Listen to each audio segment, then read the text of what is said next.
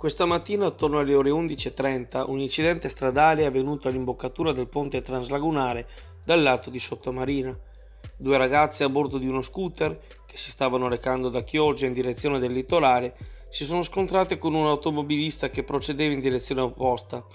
Ancora ignota la dinamica e le eventuali responsabilità dell'urto, le due giovani sono state soccorse dall'ambulanza del 118 e trasportate al pronto soccorso per sanare le perdite ematiche.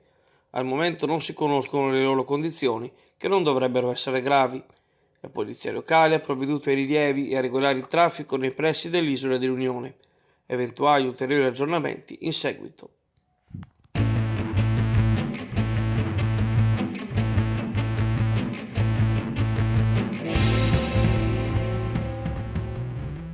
Sospiro di sollievo per le strutture ricettive di Sottomarina lo scorso fine settimana. Secondo i dati comunicati dall'Associazione Albergatori, tra sabato e domenica l'intera flotta degli alberghi era aperta al pubblico e ha occupato ben il 90% della propria capienza. In epoca di Covid, con tutte le preoccupazioni delle scorse settimane, non era affatto scontato. La fibrillazione tuttavia è tipica del periodo, se si considera che oggi stesso, giorno feriale, la capienza media si aggira attorno al 50%. Il monitoraggio dell'ASA continua anche per quanto riguarda le misure antivirus, con tutti gli albergatori che seguono le regole nel massimo scrupolo, dall'igienizzazione delle strutture a quelle delle stesse chiavi. Anche lungo le spiagge, il sabato e la domenica, complice il bel tempo, hanno fatto registrare i primi grandi numeri, sbrogliati in maniera professionale dai tanti bagnini di nuovo al lavoro. A risentirne è stato invece il traffico in uscita, come al solito intasato per diverse ore nell'unica valvola della Romea.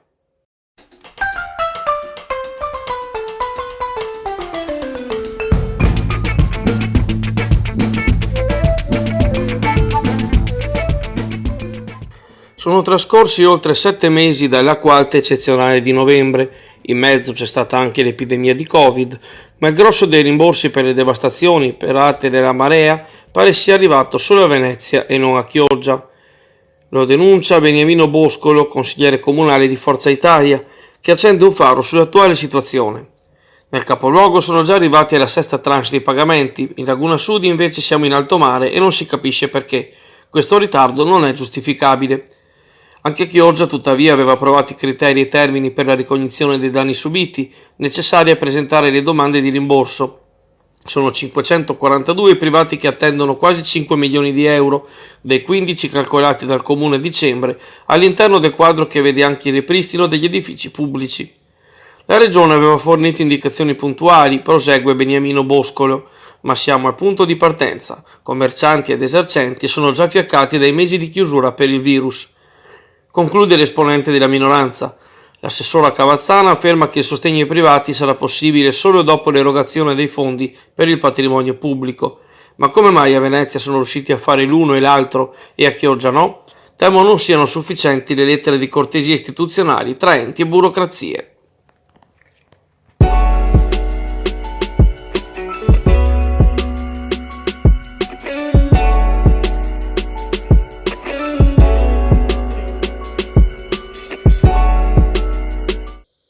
Da oggi i parenti degli anziani ricoverati nelle case di riposo del Veneto possono rendere loro visita per 30 minuti e al massimo 2 persone per ogni ospite.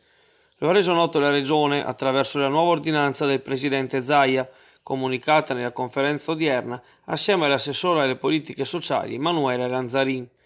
Oltre alla naturale mascherina, occorrerà prenotare le visite, comunicare alle residenze il proprio stato di salute e si renderà necessaria una firma quale accordo di responsabilità. Le case di riposo terranno traccia delle visite nei 14 giorni precedenti. Saranno comunque preferite le visite agli spazi aperti e mai nella camera dell'ospite. L'ordinanza sblocca anche i nuovi ingressi nelle strutture, previo tampone e quarantena di 2 settimane per coloro che provengono dalla propria abitazione.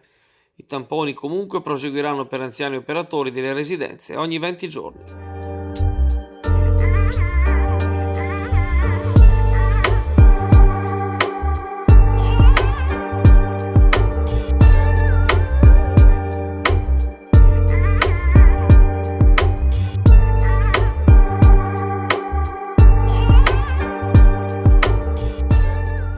Il teatro torna a casa, ovvero a teatro.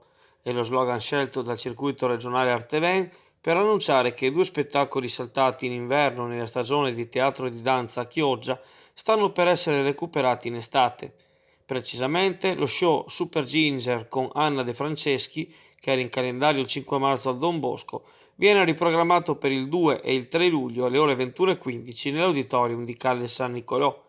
Analoga location per Callas, spettacolo della compagnia Ersilia Danza, inizialmente previsto l'8 marzo, che sarà rappresentato i giorni 23 e 24 luglio. Arteven si dice felice e orgogliosa di riprendere le attività culturali nel rispetto delle nuove regole, per questo le 2 repliche di ogni evento, consapevole di incontrare il favore degli spettatori che non vedevano l'ora di poter tornare a teatro. Per l'assegnazione del posto è necessaria la conferma della presenza entro il 26 giugno attraverso una mail all'indirizzo ubatello@gmail.com o il numero telefonico 333 3372 114, cui risponde Umberto Batello. La conferma è necessaria e obbligatoria. Per assistere allo spettacolo bisognerà presentarsi col vecchio abbonamento o biglietto. Chi non potesse assistere agli spettacoli o non fosse interessato alla loro nuova calendarizzazione può rivolgersi al Museo Civico della Laguna Sud in Campo Marconi a Chioggia nei giorni 30 giugno e 1 luglio con orari 9:30, 12:30 al fine di veder soddisfatta la propria richiesta di rimborso. Per lo spettacolo Super Ginger sarà possibile ottenere il rimborso monetario del biglietto dell'abbonamento, che bisognerà portare con sé e consegnare in biglietteria. Per lo spettacolo Callas sarà possibile ottenere il ristoro solo attraverso la richiesta di un voucher entro 30 giorni da oggi, esclusivamente attraverso il sito vivaticket.it.